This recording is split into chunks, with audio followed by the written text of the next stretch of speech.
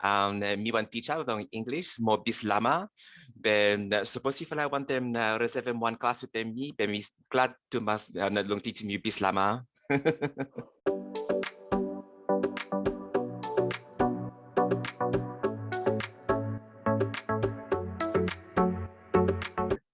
Going. All right. Hello, Ryan, the only Bislama teacher on iTalki. I have so many questions for you. First, I'd like for you to just introduce yourself, if you wouldn't mind. Okay, well, hi, Ryan. Thanks for having me. So, my name's Ryan. I'm actually living in Sydney, Australia, but I do come from Vanuatu. Yeah, so I teach English and also Bislama on iTalki. So, yeah, just a little snippet in Bislama. Hello, all my woman. Welcome, blong the video yeah with me and Ryan. Me one teacher ng English mo Bislama. Ben suppose if I want them reserve one class with them me, ben mi glad to mas long teach me Bislama. Excellent, excellent. Yeah, now. That's fantastic. How do we say thank you in Bislama? Ah, that's easy. So Bislama is a Creole language. So they say it's 95% based on English, but no. I guess like when you hear people talk, like I've been told that it wasn't really like that intelligible for them, but I'll let you guys be the judge of that. So yeah, like yeah, like I'm also cool to share a video of myself, like where I speak the 5 languages that I speak, including Bislama, so you can hear it spoken. But yes, thank you is just simply thank you. Thank you, Tomas. Thank you very much. Thank you, Tomas. Okay, thank you, Tomas. Yeah, I heard a welcome, and that's definitely intelligible with English for sure. And I have questions, so many questions for you. I think this is a great way to start the series because when I put a call out for questions, people were giving me suggestions, and I even spoke about you to some people in my master's degree today. Everyone thinks this is super cool that I'm speaking to you, not only for your Bislama background, but the fact you teach on multiple platforms and that you have a background in hotels and tourism. So we'll chat about all of that if we could get to it in the next 20 Yeah, minutes. absolutely. Literally, I wanted you to riff off some Bislama, so that is a check and a check. Maybe you could explain a little bit about this language, Bislama. So I would like to know what is it, and maybe are there any misconceptions about this language that you find among your students or among people in general? No, misconceptions as such, not really, but yeah. So Bislama is a Creole language. It was created by like the Western traders as a means to communicate with locals, like for trade back in the day. And yeah, like right now, it is still like widely spoken. It is regarded as one of our national languages. But the most surprising thing is that it's hardly ever taught in schools. That's a thing. So in Vanuatu, like you do have because we have 3 national languages: English, Bislama, and French. And a lot of the employees over there are expatriates. So we do have all kinds of syllabus at school. I went to an Anglophone school, and I guess like our syllabus was quite similar to the syllabus that you'd get in the UK. And you also have international schools for the American expatriates, and yeah, where you have like the American syllabus available, and you also have the French baccalaureate being taught there as well. Yeah, so like for example, like my niece and my nephew, like they both go to a French-speaking school, like in Vanuatu. Yeah. Fantastic. Awesome. That answers my question. And that Yeah. answers a question on my YouTube page as well, because when I asked people for which questions they had for you, somebody actually thought of a question that I didn't even think about, and that's what are the schools like and how is it taught actually? And that didn't even come to me. So thanks for giving us that in a nutshell. Yeah, go Yeah, ahead. well, well, as far as Bislama goes, although it wasn't really taught at school, like we did speak it in the playground, like, with our friends. So it is more of a language that's passed on through like generations, like orally. So there are quite a few like variations and liberties, like when it comes to spelling and also like the expression. So yeah, yeah, Bislama, like you can find the Bislama in the local newspaper and our national television as well. Like we do alternate between the languages. So we have programs in English, Bislama, and French. Great. Yeah. So as you probably know, I'm just getting used to this whole interviewing thing because you're you're the guinea pig and I guess I'm the guinea pig. So again, thank you, Tomas. Thank you so much. But I also wanted to. I should have sent you this beforehand so you could have thought about it a little bit. But in my master's program, one of the hot topics, one of the main themes we focus on is a language teacher identity. And I wonder if you could just reflect a little bit on your identity a little bit, because obviously for me, Mhm. look at what I jumped to straight off the bat. Mm. I didn't jump to the fact that you're an English teacher. I jumped to the fact that you're a Bislama teacher, which I guess it's because you're the only one on the platform, and that's very Yeah. exciting. But this so some people could feel a certain way about it, like maybe that overshadows the credibility of being an English teacher as well. So I just want to know from the horse's mouth, what is your identity as a teacher? So this could be in terms of labels, such as being an old teacher or a young teacher, Mhm. or an English teacher or a Bislama teacher, or it could even be not having labels in general and being a fluid teacher, right? So yeah, Yeah, well, what's your identity like? like I already have some sort of idea like before I started in the platform in the first place, because first and foremost, like I'm a polyglot, like I speak 5 languages, and I've been taking classes myself on iTalki for yeah, like a bit more than 5 years now. And, it's something that I've always been passionate about. Like, even when I had my full-time job at the hotels, as soon as I got home, like, I just immersed myself in French and, like, now Spanish, that I've been learning for a year and a half. And, yeah, I guess, like, for me, like, that jumping onto iTalki and like being able to teach my native languages is like a way for me to be able to share like my knowledge and give back to the language learning community that has given me so much over the years. And like just I've really enjoyed over the years like just meeting people from everywhere around the world and learning about their cultures and everything. And I think I do have a unique perspective like to share like of mine, living as someone who lives in Australia, like who grew up in Vanuatu, and like I also have like the Filipino background. So, like I have, quite a bit like to share. Yeah, I could see that you speak a Tagalog as well, or it says that on your profile. So could you Yes, I just tell do. us which languages do you speak?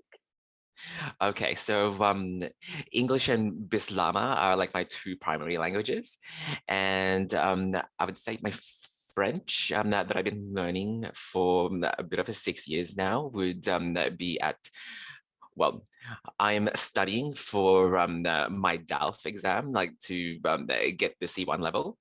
And Spanish I've been learning for a year and a half. So I did like one of those iTalki language test things, and like they've given me a B2, although like I really don't feel that way. And Tagalog, I've always just grown up with the language over the years because both my parents are from the Philippines and like they speak to us in Tagalog, but like, our comfort zone is to respond back in either English or Bislama. Okay, But yeah, I cool. have been taking the odd Tagalog class here and there in iTalki, and I do love It's it. so it's Tagalog. Tagalog. It's not It's Tagalog. Tagalog. Okay. Okay, good. Yeah. Yeah, so I have to work on my stress. That's excellent. That's excellent. Um Gosh, so much to unpack here. Like honestly, I don't know if I should like stick on students or go on to the hotel. Let's talk a little bit more about the language test quickly, because since this is like iTalki and we both teach on iTalki, Mhm.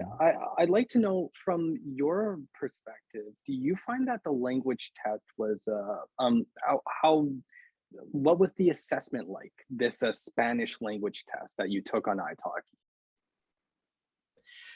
No. Well, they test that listening and just a bit of grammar. So they don't cover the other Mm, two things. So they don't cover writing and speaking. I can't really recall if they get you to like repeat something. mhm. Yeah, I think they might do, but yeah, it's not as comprehensive as it is. As far as the level of assessment goes, like like the fact that they're giving me a B2, like I'm really not comfortable with. So Okay. I do fumble here and there. Like yeah, so I'm really interested to know what their criteria would be, but Yeah. Okay. All right. You may be a little bit humble, but it's hard to say. Yeah, that's. I'm actually going to be conducting some interviews in Spanish. My Spanish tutor on iTalki, Juliet, she's from Colombia, and we're going to be ah. doing a little interview in Spanish as well. So I'm really excited for that. Do you learn Spanish, or do you learn any of those languages on iTalki? By the way, could you Oh yeah, recommend so any all tutors? Yeah. so like all the languages that I learn are no, on iTalki. Mhm. Um, Well, that's the thing. Like with Spanish, I tried to take classes with the teachers from the different regions, like so I can learn like different types of Spanish. Me, for example, like well, I first of all started to learn Spanish because of my uncle in Madrid. So like I do have to learn like that like Castellano Ibérico, no, I like yeah, and I have to Mhm. conjugate with vosotros and all that sort of stuff. And yeah, I also wanted to travel around like Latin America. So I do have teachers from Colombia and I have teachers from Mexico and even Excellent. a Chilean. Yeah. Great. Well, if you have any suggestions after, I'm going to be sharing your profile and anything you would like for me to share, just like you emailed me about. And if you have any suggestions of teachers or tutors, this could be a really good opportunity to kind of to share their profile with the small community we have on the channel. So Oh, I'd be amazing. Yeah. happy. Yeah, I'd be happy to help out as many teachers as possible. Okay, great. Tough question. Would you rather teach Bislama or English if you had to choose? If I had to choose one, Yeah. oh, like there are so many factors at play here. You know, Mhm, if I was thinking about like economy wise, like with the demand that's out there and all that sort of stuff, like for the languages, of course like I choose English because that is my bread and butter at the end of the day. Like I teach English on all the different platforms, whereas Bislama I only teach on iTalki. mhm. Um, but like I don't know, like in teaching Bislama, you do get a whole different bunch of people like who want to learn it. It's always really exciting to like see their story and like why like they want to learn the language. Yeah. Great. So I Okay. guess I can talk to you about the types of students that I get for Bislama if you want to hear it. Yes, absolutely. I would love to hear because I was thinking each interview I would actually write down a couple assumptions I have because Mhm. assumptions are very common for not just students but other teachers and employers as well, right? People assume things about each other, and that could be, they could be very problematic at different points, but that's one of the reasons why we're having this series to kind of unpack those assumptions. So I'm going to put my head on the line and Mhm. actually make some assumptions, and I'd like to know if they are true or false, and I'm going to be doing this for Oh, each okay. interview. So All one right. assumption I have is that most of your Bislama students are like hobby language learners. They learn for a hobby. They learn, for example, because they're like aspiring polyglots. Is that true or false? No, I'd say it is. No, I would actually say that's false. Like I do have it's an almost it's almost like a half-half split, but I would say like I would give the 65% edge like to people who actually have volunteered in Vanuatu before and they would love to return once it's possible for them. And I even have a student right now living in Taiwan who is moving to Vanuatu with his family to work for a government job. And yeah, like I also do have that. the linguistic students as well, like, who have been fascinated by the Pacific Creole, and like they're also aspiring polyglots, and they just wanted to learn it to, learn about the culture. So yeah, there is that mix of students. Wow. So 65% edge though for people who want to return to Vanuatu or who would like Yeah, or who intend on moving there. Yeah. see, that is exactly what like I'm so happy to be wrong because this is exactly what happens with these assumptions, and it's good to unpack these things. I actually the reason why I asked this is because I'm a little bit of a hobby learner and I'm kind of stop and go right now because times Mhm. are busy and I have other things I'm working on as well, but I love learning languages. I am like addicted. And I came Oh, across same. your yeah, we could talk about that forever. But I came across your profile because I was literally going through the languages on iTalki and just like going language by language and seeing which ones actually have teachers and which ones don't because I was Mhm. very passionate about learning an indigenous language or maybe a Polynesian language, for example. So I was Mhm. literally going like language by language just to see what is out there, right? And that's one of the ways that I came across you. So I consider myself a hobby language learner, and that's kind of where this assumption came from. But you've debunked it, Mhm. and of course, you said the remainder. There are a lot of people who are just kind of lingua nerds like we are, who want the Oh yeah. challenge of learning a different language, right? Yeah. Yeah, but like the thing is with those guys, they come prepared, and like they've actually like previously learned some of the language before. It's like when they come to my classes for the first time and like speaking Bislama for the first time, like they're already like conversational, and I'm quite impressed and shocked. Oh, really? Oh, that's so nice. That's so nice. I imagine that must be an amazing feeling, right? To like to have that shock of like, wow, this person's actually Yeah. prepared. So it's like, oh, hold on, like how long have you been learning for? Like, have Yeah. you been to Vanuatu before? Like, oh, Yeah. oh, really? Yeah. Is there any aspect of the language that people, even the language nerds, aren't able to really get the gist of, aren't really able to get a grip of, for example? Or is the sky the limit?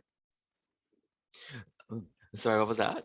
What was the question? Um, is there anything about the language that that learners struggle to kind of get a grip of, right? So, for example, it could be like the humor or the sarcasm or some of the more pragmatic elements of the language, the idioms, right? Oh, Or is it mhm. is the sky the limit, and you found your students could learn Vanuatu as well as they could learn English, for example? Mhm. Yeah, like that's the thing. So, you come into a language that's with that bias that there is like, a direct translation for everything in your native language, right? But since the Bislama is like a much newer language, so a lot of the developments in technology, like you don't have like a specific word for it. Like they're either borrowed, or like to say the word, there's an actual like full description instead of Oh. just like the one word. So yeah, like, for computer, for example, we just say computer. And the piano, it's just like the full description. Like we just say one big fella buckies where you got from the big fella tooth long hand black more white, the time you kill him, they make him all sound. Oh my gosh, really? That is amazing. That is amazing. I am going to when I get around to it, I have to try out a lesson one day. That is Yeah. amazing. Oh gosh, Ryan. Okay, we're going right through this. It feels so weird to say my own name. Like I know Ryan is a common enough name, but for some reason I don't know a lot of Ryan. So it's quite odd. I'm okay. So I gave you my assumption. That's beautiful. And we spoke about your learning experience. So before we speak about the hotel and kind of the switch over in terms of industries, let's talk about your teaching experience. Where Mhm. did this come from? When did it come? And how does it connect to your learning experience? I wonder. Yeah, well, I guess I could just like kill two birds in one stone and like, tie it back down to like my old job at the hotel. So, yeah, I used to work for a hotel chain in Australia as a revenue manager, and that was a full-time job. And like ever since, like I started learning languages on iTalki. Like I said, I've just been immersing myself like in other languages like as soon as I left my job, because like I have my job and my everyday interactions in English, and like when I go home, like it's just straight away like, the earplugs in, podcasts in French, podcasts in Spanish. I'm like straight on my meal. And like as soon as I get home, I turn on the TV, like there comes YouTube, like with all the channels that I follow from like French YouTubers, like Spanish speaking YouTubers. Um, yeah, and I guess during the pandemic, like when like my hotel actually shut down like for a good couple of months, I use that as an opportunity to like upskill myself and just figure out like what my passion is in life. And um I don't know like what Facebook does, but like when you talk about something, like you get sponsored ads. So like I saw a sponsored ad for the TEFL Academy, um where they had like a 60% discount. So I thought like, yeah, like damn, that's a good deal. Okay, like Yeah, I'll book that and I'll do the course. And so I use that time in the pandemic to do it as quickly as possible. So like I think I started in June, and I finished yeah, because like at that time I was gradually going back into work as well. Yeah, so I finished that at the end of October, and I started teaching on my first platform at like the end of November. Yeah, and I'm just going from there. And like I've got into it with the mindset of being a conversation specialist, because and like focusing on building connections with people, right? Because that's what's really attracted me to languages and language learning, and it's the main reason why I've stuck with it. It's because of the friends that I've made along the way. amazing. You seem so personable. Do you have any social media channels that people could know about? Like, for example, a podcast or any, do you do any social media? Yeah, I do. So I do have a couple of videos on YouTube. So like I have one like where I speak the 5 languages that I speak and my story with each one of them. Um, and I also have another video on YouTube like that gives you tips and like how I went about learning Spanish from scratch like a year and a half ago, and like how I stick with it. And I'm also on Instagram. So yeah, definitely like I can pass you the links like to all those things, and Sure, definitely. And I'll put a so little people can check it card. out. Yeah, I'll put a little card to your YouTube channel as well. Excellent. Okay. Before we move on to multiple platforms, that reminds me about the multiple platforms. Uh-huh. Rapport. Something that's become very important to me this past year is the student affect, and how, like, student emotions and actually how they feel, and how important Mhm. that is in their ability to learn, actually. So you just spoke about building connections is very important to you. So I wonder, are there any specific strategies that you use in order to build rapport with your students?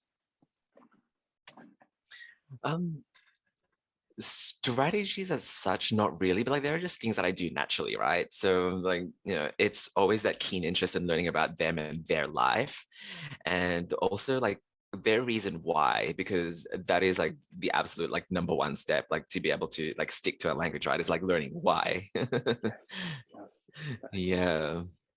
excellent. Yeah, and a lot of it does kind of it could, you could harness your personality and who you are as a teacher to help with these strategies, which, as you said, may not even need to be thought of. They could just be organic, right?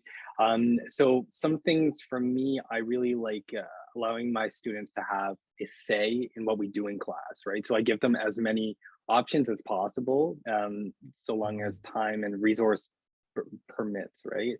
And I find that that's one way that they really that we really build a stronger relationship.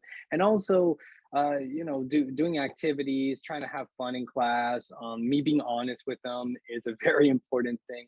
Me sharing about myself, right? This is a big thing that's really kind of help my students to open up as well. But a lot of these just come naturally, and you don't really need to talk about them until you like think about them, right?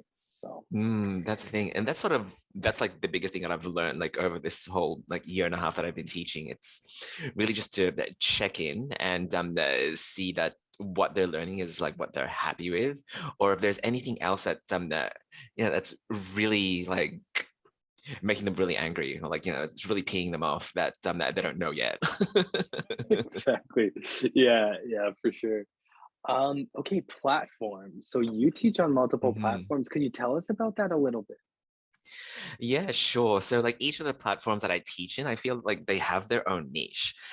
So I teach well, I'll talk about iTalki last, but like the first platform I teach in is an Australian platform where I teach Australian primary school kids with material provided for me by the platform. So it is in accordance with the Australian Board of Education.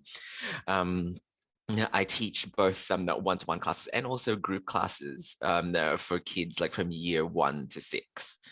Yeah. And like it has its own niche because of not only like the type of students I have, but also because of the time slot. Like those kinds of students prefer to take classes just after they finish school. So my time, Australian time, that'd be anywhere from like 3:30 to 7:30, 8-ish. Mhm. Um, yeah. And the other platform I teach in is a Taiwanese platform. So with those guys, I have been you know hooking onto the patterns and trends, and a lot of them do prefer to take classes after they finish work, which would be later on in the evening, my time Australian, because we do have a 3-hour time difference, or like two, depending on like the time of year. Yeah, so my time like that just fits in like straight after like the kids finish like their time slot, so it works out for me.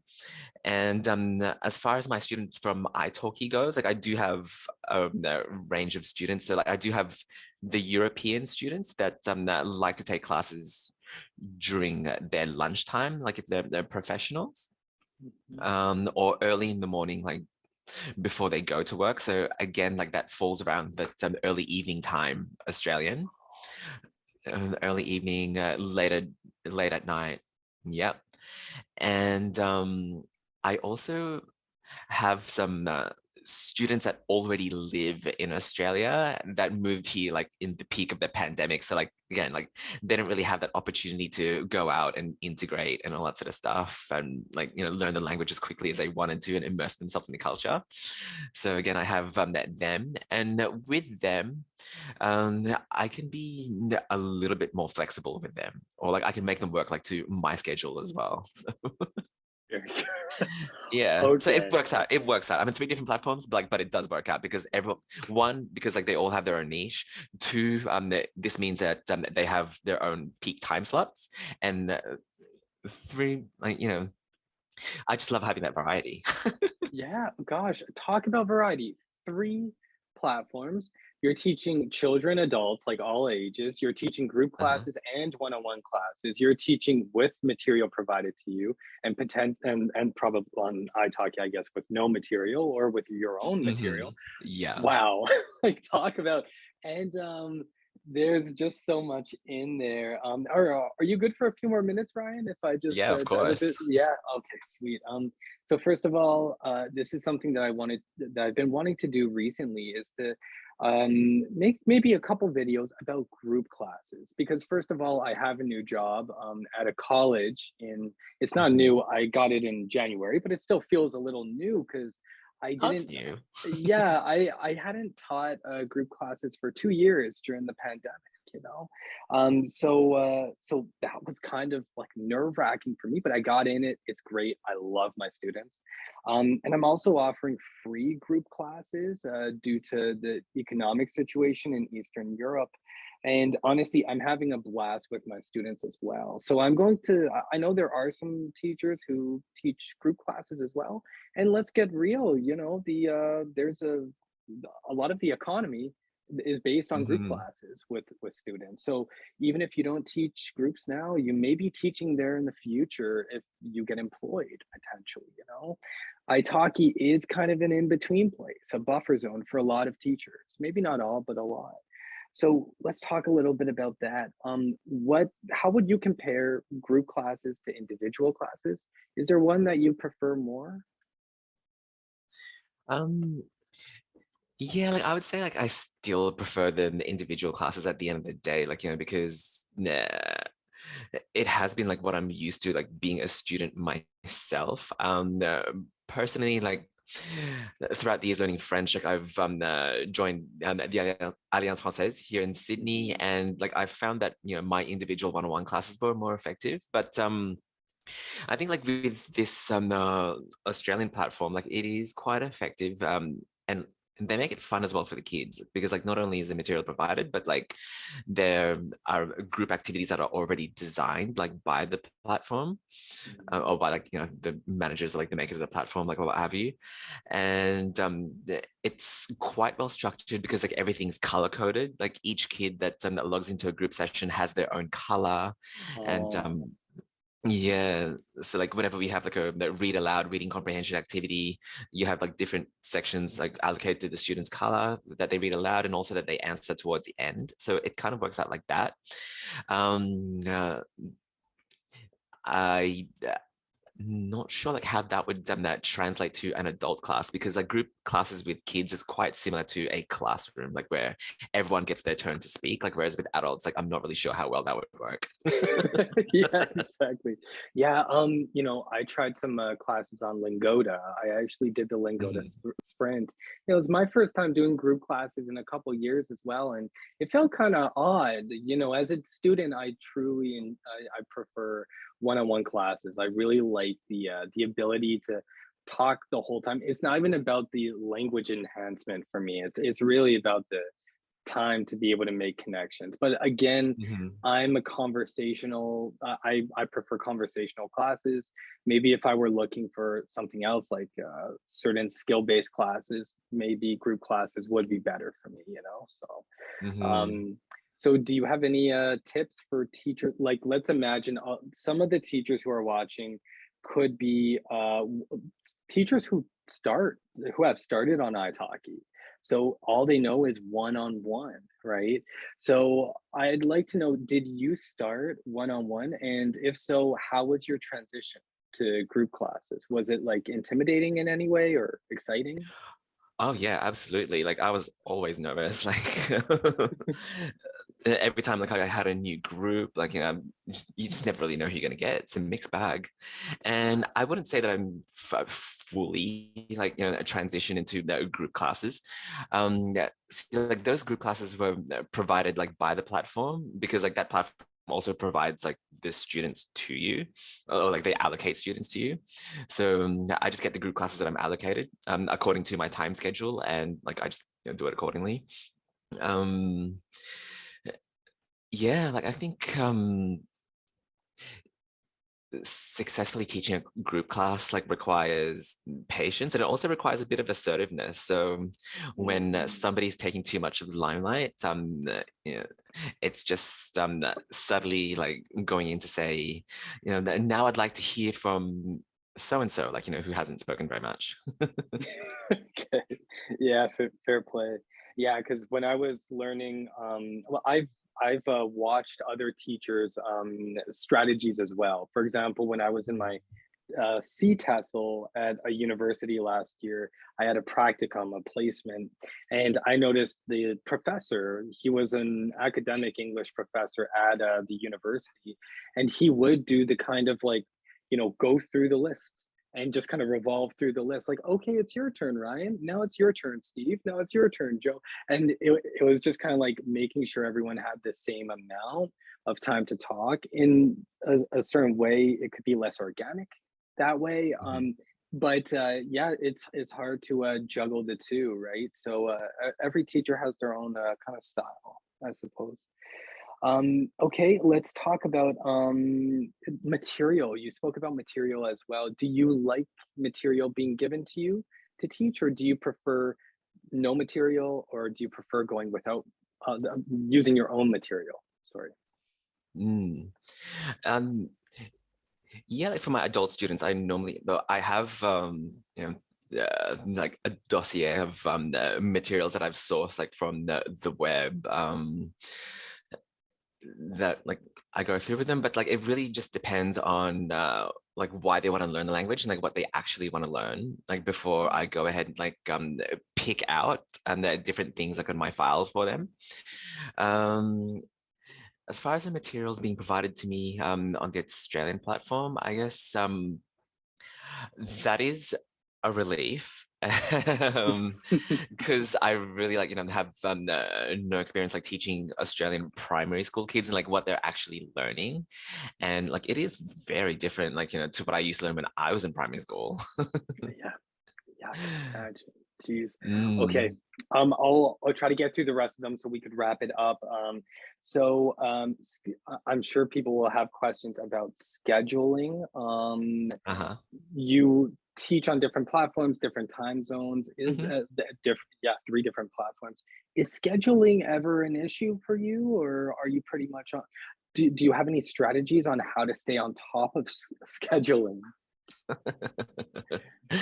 No. Oh, well, uh, I wish I had a better way, but like having said that, there have only been a handful of times where like I was double booked, and like you just have to be honest like to your student and Mm, say like, hey, like, I did get a booking for this time slot already, so like is that okay if we change, like say like mm. the hour before, like the next day if you're not available.